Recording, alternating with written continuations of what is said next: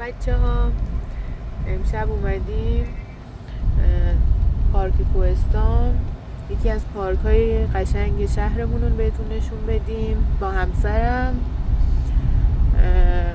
و دوست داریم که شما هم این پارک رو با همون ببینید. بچه‌ها سلام. دلیل گرفتن این فیلم اینه که میخوایم ببینیم درآمدزایی که میگن از یوتیوب میتونیم داشته باشیم و بعد از 3 ماه شروع میکنه درآمدزایی، به کجا میتونیم برسیم و تو این 3 ماه یه نفر که آماتور باشه، چون ما اولین که نه، این میشه دومین فیلمی که گرفتیم و واقعا آماتور هستیم. میخوایم ببینیم یه آماتور میتونه درآمدی داشته باشه یا نه. اگه درآمدی داشته باشیم بعد از 3 ماه این درآمد رو پخش میکنیم بین کودک‌های کار. و ایده‌ای که تو ذهنمون اومده خیلی یهویی هم اومد تو ذهنمون که از شهرمون فیلم بگیریم و به اشتراک بذاریم و جاذبه‌های دیدنی طبیعت شهرمون، فصل‌هایی که داره و اینی که میگن کرمانشاه یه شهریه که توی یه فصلش میتونی 4 تا فصل رو ببینی، اینا رو به اشتراک بذاریم. الان هم اومدیم پارک کوهستان، یکی از پارکایی که ثبت شده، ثبت بین‌المللی، ثبت یونسکو شده و واقعا یکی از جاذبه‌های گردشگری و طبیعی خیلی خیلی زیباست و حالا شما هم ببینید و حالشو ببرید. بچه‌ها اینجا هم که میبینین بیمارستان امام حسینه که من و همسرم هر دو تو اینجا به دنیا اومدیم. واقعا خدا دو تا عشق و نصیب جامعه بشریت کرده. میگم که فعلا آماتوریم، حرفی برای گفتن نداریم. آره منم خیلی سخته برام تا حالا دیگه داریم همینطوری حرف میزنیم. صحبت نکردم. اینجا هم که به قولی معروف چیزای خوردنیه، همه وای میسن ذرت و باقالی و از اینجور چیزا میفروشن. اکثرا هم کافه و قهوه خونه و اینا زدن. اگه نیومدیم اینجا حتما یه بار بیاین دیگه، خیلی قشنگه، خیلی پارک بزرگ و با صفاییه، همه چی توش میبینید دیگه، درخت و دلیل این که الان یه خورده خلوته یکی اینه که ما دیر وقت اومدیم، خواستیم شبش رو به اشتراک بذاریم، حالا یه بار دیگه روزش رو به اشتراک میذاریم و یه خورده هوا واقعا سرد شده اینجا. آره. و سرمایه خشک، سرمایه که تقریبا یه بارون دیدیم کلن از ابتدای پاییزها الان و این درخت‌ها هرچی رو به زرد شدن بره از نظر من اینجا زیباتر و قشنگتر میشه. بچه‌ها اینجا خیلی پارکش هم بزرگه ها. حالا ما فقط داریم از مسیر فیلم میگیریم ولی وسعتش خیلی زیاده دیگه. حالا بعداً یه بار پیاده میشیم، هوا خوب بود، از خود پارک هم فیلم میگیریم. خیلی بزرگ، شبه حالا زیاد مشخص هم نیست، خیلی درخت و اینا داره، فضاش خیلی خوشگله واقعا، جزء اسم میکنم بهترین پارکای دیگه. الان رسیدیم به بامش، یعنی بالاترین نقطه‌ای که میتونین با ماشین بیان. حالا پیاده خیلی بالاتر هم میرن، حالت پله پله درست کردن. کوه هم داره دیگه، خیلی ها آخر هفته میان کوهنوردی. اینجا هم یه آبشار مصنوعی درست کردن که الان آبشو بستن. آره، بساط باقلی و ذرت و اینا هم که به پای. جاده‌ای هم که این کنارا زدن اکثرا تو هر جاده چند تا کافه و قهوه خونه و رستوران و اینطور چیزا هست دیگه. الان رو به پایین که میریم کل کرمانشاه تقریبا زیر پاتونه، میتونین کل شهر رو ببینین. ویو این کافه هم فکر کنم خوشگله ها، این بالاش. آره میشه بشینی همه شهر زیر پات. باقری.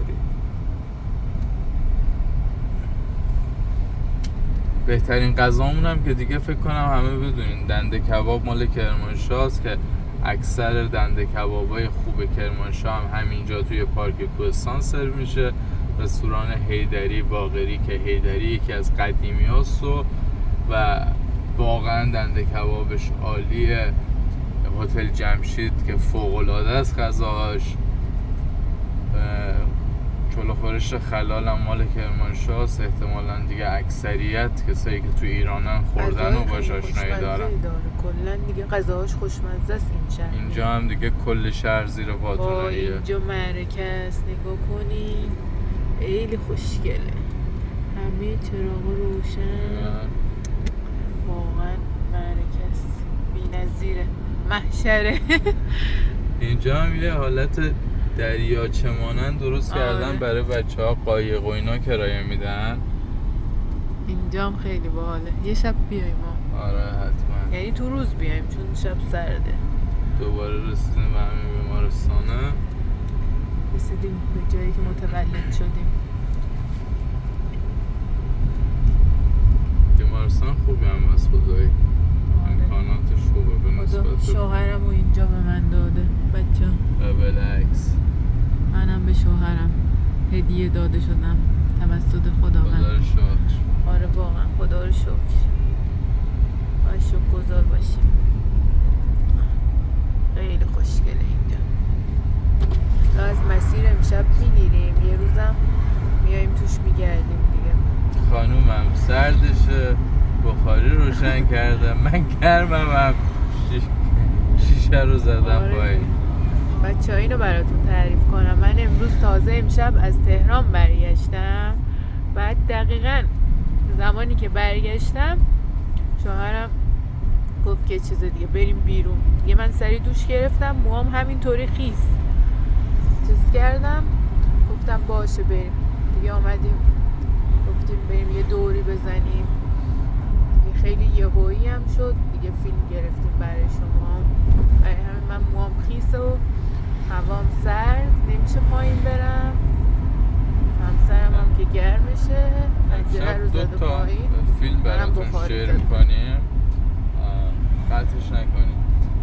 فیلم اولی همون بلوار تاقوستانه که بزرگترین و قشنگترین بلوار آسیا شناخته شده و واقعا فوق‌العاده است. اکثرا از اقصا نقاط دنیا میان برای فیلم برداری و عکس برداری توی اون بلوار.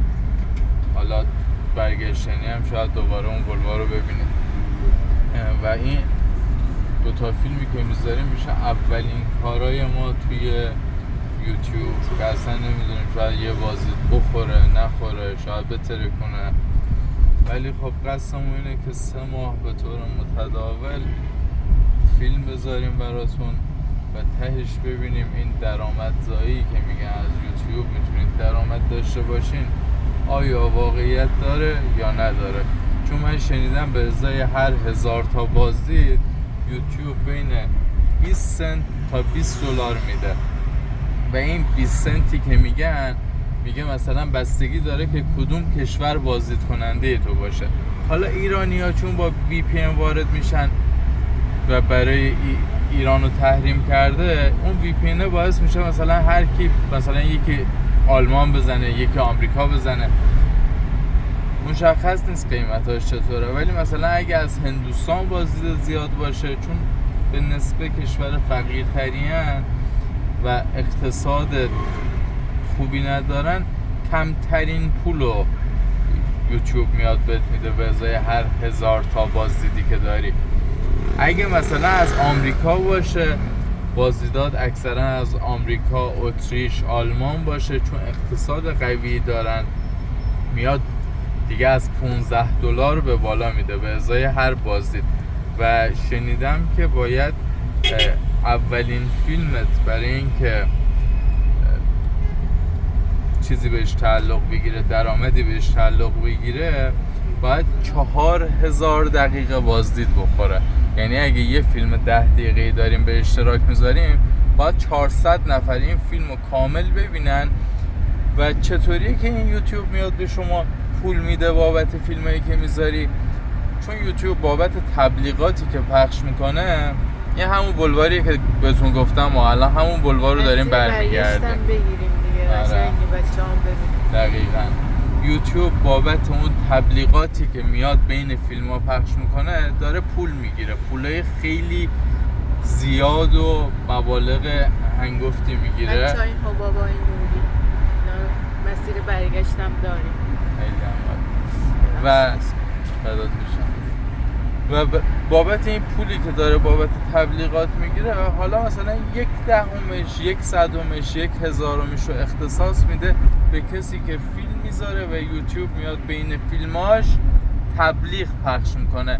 یعنی اون مثلا 1/100 پول اون تبلیغی که گرفته رو میاد اختصاص میده به تو. این چیزی که ما شنیدیم، هنوز ندیدیم، شروع کردیم که ببینیم چطور میشه. اینم اولین یعنی دومین فیلم دیگه، حالا ببینیم چطور میشه. راه برگشت بلوار طاق‌بستانه. حالا از بیرونم یه فیلم هم براتون میگیرم. یه خورده شیشه کثیفه.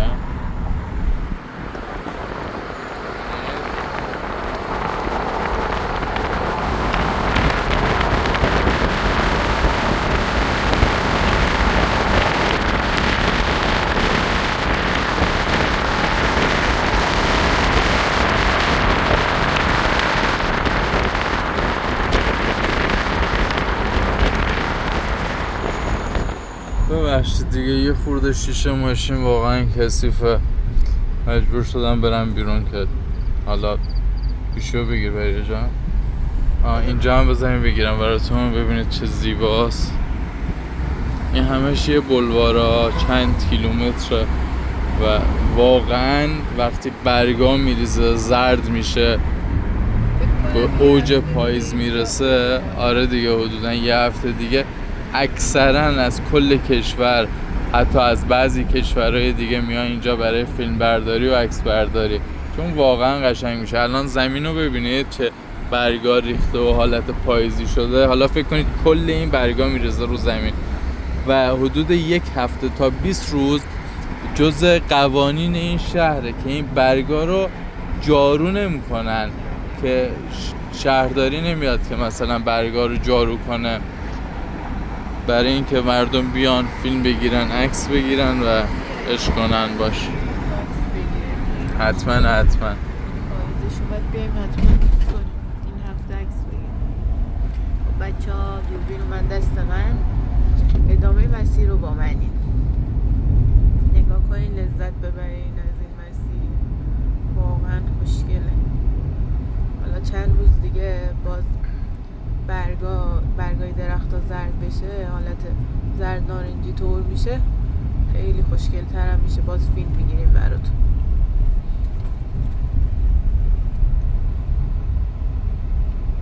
بچه‌ها خدایی سابسکرایب کنید، لایک کنید، یه جوری که حمایت کنید دیگه. ما تازه شروع کردیم و واقعا قصدمون اینه که اینو شیر کنیم. یکی این که بیایم شهرمون رو شیر کنیم، به اشتراک بذاریم.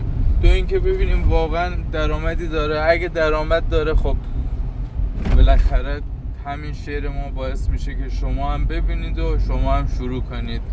انشالله به یه جاهای خیلی خوبی برسیم با هم.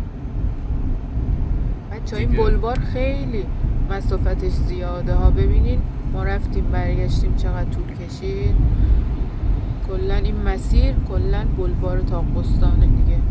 انقدر که خوشگله، یعنی فقط باید بیایم ببینیم چقدر خوشگله.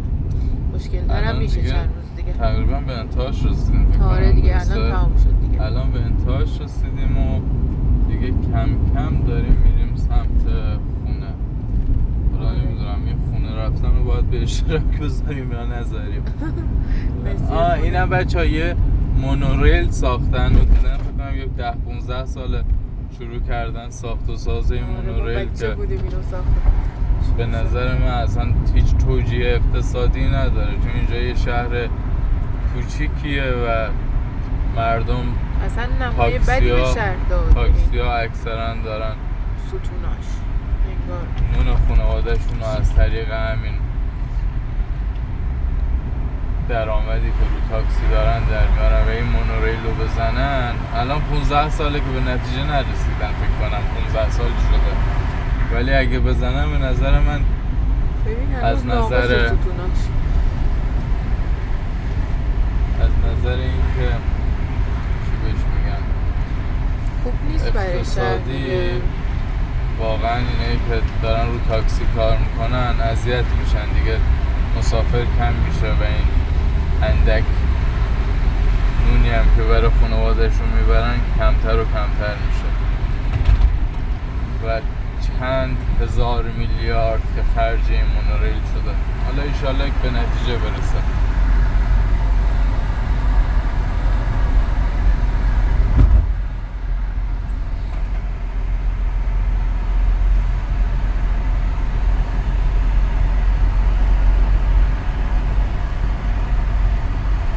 دم همتون گرم، شب خوبی داشته باشین. مرسی که حمایت میکنید.